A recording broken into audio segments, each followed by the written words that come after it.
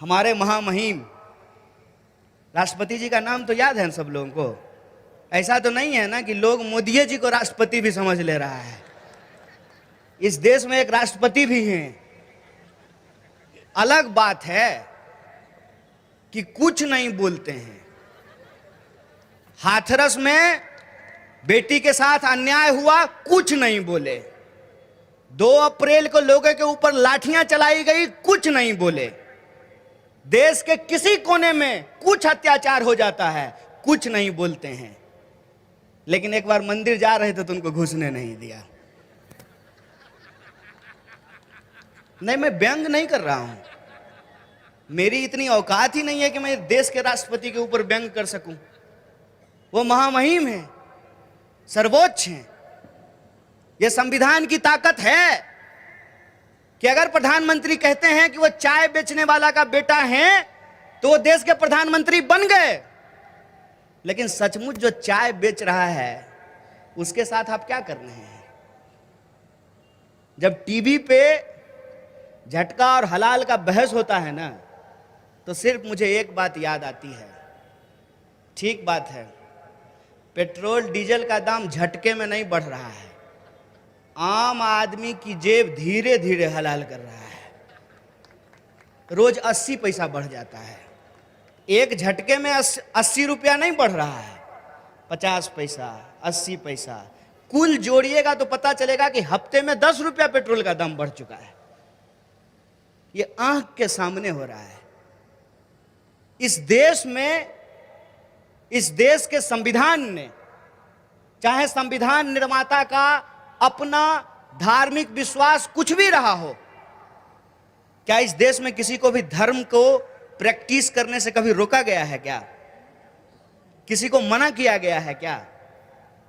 जोर जबरदस्ती क्या होता है? जोर जबरदस्ती तो प्यार नहीं कराया जा सकता है। जोर जबरदस्ती किसी से धर्म कैसे मनवाया जा सकता है? ये जोर जबरदस्ती क्यों की जा रही है? सचमुच में ये लोग जो धर्म की बात कर रहे हैं, इनको धर्म से कोई लेना देना है? मेरा नाम कन्हैया है, मैं बिहार से आता हूं। मैं आपको एक बात बताता हूं। जो धार्मिक लोग होते हैं वो कहते हैं कि सांसारिक जीवन जो है वो मोह माया है। सन्यासी वो है जो राजपाठ का त्याग कर दे। और उत्तर प्रदेश के मुख्यमंत्री कौन है? इसके बारे में सोच नहीं सकते हैं हम क्या? इसके बारे में सोचने के लिए साहब आपके आईटी में जाने का कोई जरूरत नहीं है। थोड़ा सा लॉजिक अगर लगाएंगे तो अपने आप समझ में आ जाएगा कि सन्यासी कौन होता है? जो सांसारिक जीवन छोड़ देता है। चीफ मिनिस्टर के कुर्सी पे बैठ जाए वो कौन सा सन्यासी है भाई? और देखें, नौजवान सब रील बनाता है इंस्टाग्राम पे, और उसमें जो है बढ़िया चश्मा, बढ़िया बाइक पे फोटो खिंचाता है। हम बोले कि सदगुरु का फोटो देख लो, वो बाबा है और ज्यादा स्टाइलिश चश्मा लगा के घूम रहा है। देखिए इसको आंख से। मैं किसी धर्म का विरोध नहीं करता हूं, मुझे इस बात से कोई लेना देना ही नहीं है कि किसी ने माथे पे तिलक लगा रखा है कि टोपी पहन रखा है। मुझे सिर्फ ये बात समझ में आती है कि 206 हड्डी मंदिर जाने वाले के शरीर में भी है और मस्जिद जाने वाले के भी शरीर में है। और उस हड्डी पे अगर डंडा पड़े ना तो हड्डी किसी धर्म का हो वो टूट जाता है। जब महंगाई का डंडा आपकी जेब पे पड़े ना तो बजट कैसा भी वो बिगड़ जाता है। 1000 रुपए में सिलेंडर बिक रहा है, 150 रुपए में कुछ दिन में पेट्रोल और डीजल बिकने लगेगा। सीएनजी की दाम बढ़ी हुई है। मेरा आंकड़ा नहीं है, सरकार का है। 45 साल में देश में बेरोजगारी सबसे ज्यादा है, महंगाई सबसे ज्यादा है। आप सोच करके देखिए, महंगाई बढ़ी है 300%। आपकी सैलरी, आपका इनकम 300% बढ़ा है। अभी कोरोना हुआ था, कोरोना के दौरान ये समता पर्व, ये आयोजन भी बंद हो गया था। कोरोना के बाद हमने ये देखा कि छोटे छोटे जो रोजी रोजगार करने वाले लोग हैं, जो फल बेचते हैं, जो गन्ने का जूस बनाते हैं, जो किसान के यहाँ से कोई सामान खरीद करके गलियों में घूम करके बेचते हैं, ये रोजगार करने वाले लोग तबाह हो गए।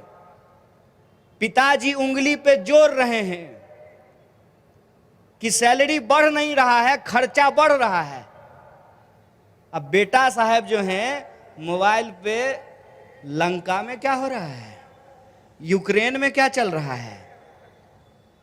ठीक बात है कि हमको यूक्रेन के बारे में भी जानना चाहिए, श्रीलंका के बारे में भी जानना चाहिए, लेकिन आप अपने टीवी पे अपना सवाल ढूंढ करके देखिए, आपको एक भी सवाल नजर नहीं आएगा। एक एक डिपार्टमेंट में 5-5 साल से जो है कोई भर्ती नहीं हुई है। सेना में भर्तियां बंद हैं, रेलवे की भर्ती बंद है, एसएससी की भर्ती बंद है, लोगों के पास नौकरी नहीं है।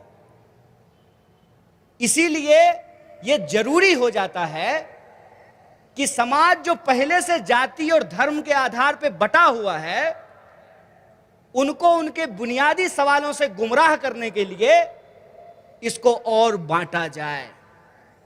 और मजेदार बात जान लीजिए, जो इस बंटवारे के खिलाफ बोलते हैं, जो लोगों के भीतर मानसिक गुलामी फैलाई जा रही है, उस गुलामी को समाप्त करके आजादी का तराना गाते हैं, जो कहते हैं कि भेदभाव मत करो, हम सब भारत के लोग हैं, हमारा जो बुनियादी हक है रोजी रोजगार का, रोटी कपड़ा मकान का, शिक्षा स्वास्थ्य सड़क बिजली पानी का, उसका मुकम्मल इंतजाम करो, उनको देशद्रोही कहा जाता है। और चंदा लेकर के देश बेचने वाले देशभक्ति का सर्टिफिकेट बांट रहे हैं। इस परिस्थिति में आज हम खड़े हैं कि सच बोलने वालों को जेलों में बंद कर दिया गया है और बड़े बड़े झूठे जो हैं वो पार्लियामेंट में खड़ा होकर के भाषण दे रहे हैं। इस देश की जनता को यह समझना पड़ेगा, उनको यह सोचना पड़ेगा। हमारे यहां एक शायर हुए दुष्यंत कुमार, हिंदी पट्टी में लोग उनके बारे में काफी पढ़ते लिखते हैं। उन्होंने कहा कि कहां तो तय था चिरागा हरेक घर के लिए, कहां चिराग मयस्सर नहीं शहर के लिए। कहां हम चांद पर जाने के बाद मंगल पे जा रहे थे, कहां हम आईआईटी आईआईएम बनाने के बाद हम तमाम साइंटिफिक चीजों में आत्मनिर्भर हो रहे थे, कहां महंगाई की, बेरोजगारी के ऊपर लगाम लगा करके भारत विश्व शक्ति बनने की तैयारी कर रहा था। वापस से इस देश की जो बुनियाद है, उस बुनियाद को अपने दोस्तों के हाथ में के हवाले किया जा रहा है, उसको बेचा जा रहा है। नारा देश का लगाया जा रहा है और तिजोरी दोस्त का भरा जा रहा है। पब्लिक सेक्टर को वो लोग बर्बाद कर रहे हैं जिनको पब्लिक ने नेता बनाया है। एक सवाल आप सोच करके हमको बताइए। मैं प्रवीण जी की बात से पूर्णतः सहमत हूं कि सामाजिक भागीदारी हमारे बहुत सारे क्षेत्रों में नहीं हुआ है। अगर हम विकास की भी बात करें तो विकास भी जो है बराबर नहीं पहुंचता है। वेस्टर्न महाराष्ट्र में जो विकास है वो विदर्भ तक नहीं पहुंचा है। जो ऊपर का विकास है, नॉर्थ का विकास है, जो साउथ का विकास है, जो ईस्ट का विकास है, जो वेस्ट का विकास है, यह भी आपस में बराबर नहीं है। यह मैं सहमत हूं इस बात से। मेरा बस एक सवाल है और मेरी एक चिंता है कि मेरे घर में 5 कमरे हैं, हम 2 भाई आपस में लड़ रहे हैं कि दायां वाला कमरा में कौन सोएगा और बायां वाला कमरा में कौन सोएगा। लेकिन ये लड़ाई तब बंद हो जानी चाहिए जब आपको ये खबर लग जाए कि बस्ती में आग लग गई है। मैं इस बात से सहमत हूं कि सामाजिक भागीदारी, सोशल रिप्रेजेंटेशन हमारे देश के कई सरकारी संस्थानों तक नहीं पहुंचे थे। अब तो बात उससे भी आगे चली गई है। जब सरकारी संस्थान ही नहीं बचेंगे तो रिप्रेजेंटेशन कहां मिलेगा, मुझे यह जरा बता दीजिए। आप ये सोचिए कि तमाम जो पब्लिक सेक्टर बेचे जा रहे हैं, इसका एक संबंध जो इस समाज के सबसे पिछड़े शोषित लोग हैं उनके रिप्रेजेंटेशन से है कि नहीं है। आप सोच करके देखिए कि पब्लिक ट्रांसपोर्ट अगर बंद होगा तो समाज के किस तबके का कम्युनिकेशन बंद होगा। आप सोच करके देखिए कि अगर सरकारी अस्पताल बंद होंगे तो समाज के किस तबके को सबसे कम इलाज मिलेगा। सरकारी स्कूल नहीं होंगे तो किनके बच्चे शिक्षा से महरूम होंगे। आप भी सोचिए, भाई साहब जो वर्दी पहन करके खड़े हैं, आपका पेंशन बंद, नेताजी का पेंशन चालू, प्रधानमंत्री को पेंशन मिलेगा लेकिन सिपाही को पेंशन नहीं मिलेगा। अगर हम समता पर्व मना रहे हैं ना, तो ईमानदारी से हमको इस बात को सोचना पड़ेगा कि अगर देश का संविधान डीजीपी का वोट 1 और कांस्टेबल का वोट 1 किया है ना, उसके अधिकार को बराबर किया है ना, तो यह राजनीतिक अधिकार सामाजिक और आर्थिक रूप में भी परिलक्षित होना चाहिए, दिखाई देना चाहिए। हमको उस दिशा में आगे जाना था। इन बेईमानों की चालाकी देखिए, इन भेड़ियों की चालाकी देखिए कि मुंह में घास दबा करके, बाबा साहब के फोटो के ऊपर माला चढ़ा करके, हमारे ही बीच के होने का नाटक करके सत्ता पे बैठे हैं और इस देश के जो शोषित पीड़ित लोग हैं उनकी निर्भरता जिस पब्लिक सेक्टर पे है उस एक एक पब्लिक सेक्टर को बेच रहे हैं। आप हमको सोच करके बताइए, जब एयर इंडिया भारत सरकार का नहीं है तो विमान मंत्री सिंधिया का लेकर के क्या करेंगे? जब नहीं है एयर इंडिया तो क्या करेगा ज्योतिरादित्य सिंधिया? ये सोच करके मुझे बताइए कि जब हमारे पास रेलवे ही नहीं बचेगी तो रेल मंत्री क्या करेगा? जब हमारे पास बीएसएनएल ही नहीं बचेगा तो कम्युनिकेशन मिनिस्टर क्या करेगा? जब आप शिक्षा को बेच ही देंगे तो एजुकेशन मिनिस्टर क्या करेगा? और कहते हैं कि सब कुछ के लिए आत्मनिर्भर बनो, तो आप भी आत्मनिर्भर बन जाओ। आपको भी देश का प्रधानमंत्री होने का क्या जरूरत है? यह प्रश्न मेरे मन में आना चाहिए ना। इनके हिसाब से सरकारी आईआईटी नहीं होना चाहिए साहब। अगर आप 15 लाख रुपया फीस नहीं दे सकते हैं, 20 लाख रुपया फीस नहीं दे सकते हैं, तो किसी गरीब के बच्चा को इंजीनियर बनने का सपना देखने का अधिकार नहीं है इनके हिसाब से। सरकारी आईआईटी नहीं होना चाहिए, सरकारी अस्पताल नहीं होना चाहिए, सरकारी बैंक नहीं होना चाहिए, सरकारी इंश्योरेंस नहीं होना चाहिए, सरकारी सड़क नहीं होनी चाहिए, सरकारी पुलिस नहीं होना चाहिए, तो सरकारी प्रधानमंत्री लेकर के तबला बजाएंगे? फिर सरकारी प्रधानमंत्री भी नहीं होना चाहिए। आप जो रोज पेट्रोल पंप पे जाकर के पेट्रोल भरवाते हैं, जितना का आप पेट्रोल खरीदते हैं उससे ज्यादा का आप टैक्स देते हैं। सरकार ने पिछले कुछ सालों में 28 लाख करोड़, कितना? 28 लाख करोड़ सिर्फ तेल के टैक्स से जमा किया है।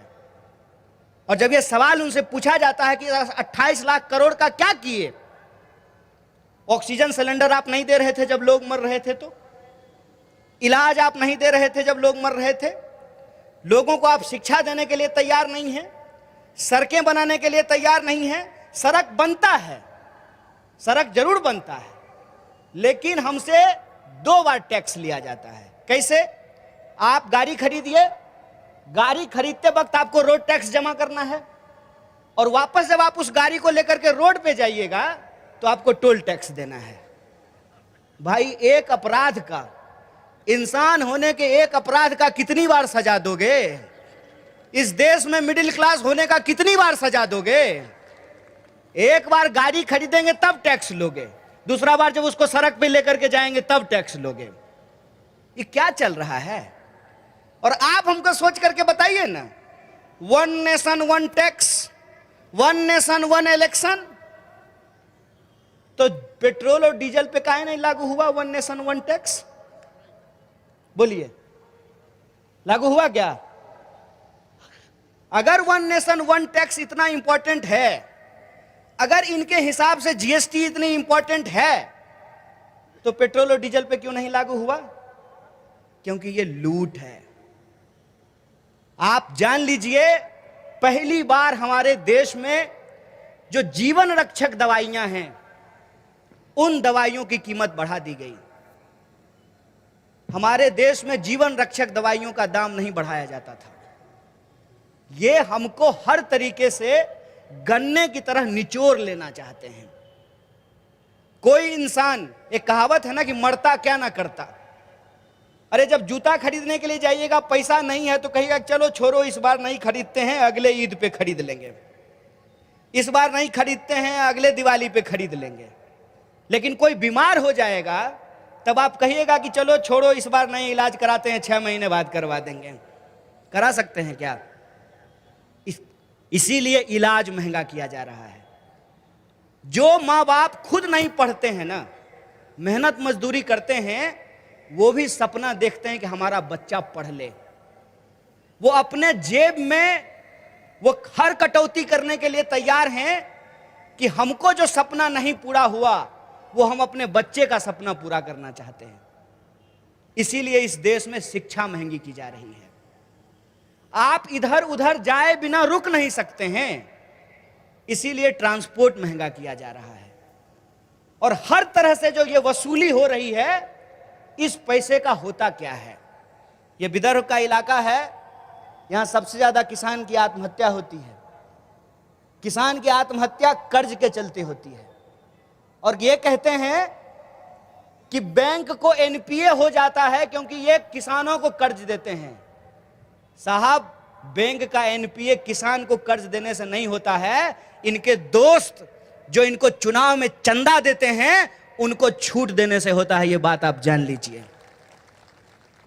आए दिन आप खबर सुनते होंगे कि कोई 28,000 करोड़ लेके भाग गया, कोई 30,000 करोड़ लेकर के भाग गया। ये कौन लोग हैं? ये वही लोग हैं, कहते हैं डबल इंजन की सरकार।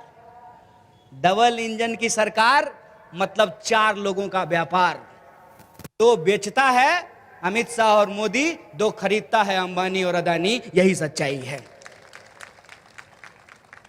और ये जो देश में बिकवाली चल रही है, इस बिकवाली पे हमारी नजर ना पड़े, इसीलिए हमारा ध्यान भटकाने के लिए बहस खड़ा किया जाता है धर्म का। धर्म से कोई आपत्ति नहीं है भाई। धर्म जिसको जो मानना है वो मानता ही है। आपत्ति इस बात से है कि धर्म के नाम पे जो लोग अपनी राजनीति का धंधा चला रहे हैं, उससे आपत्ति है।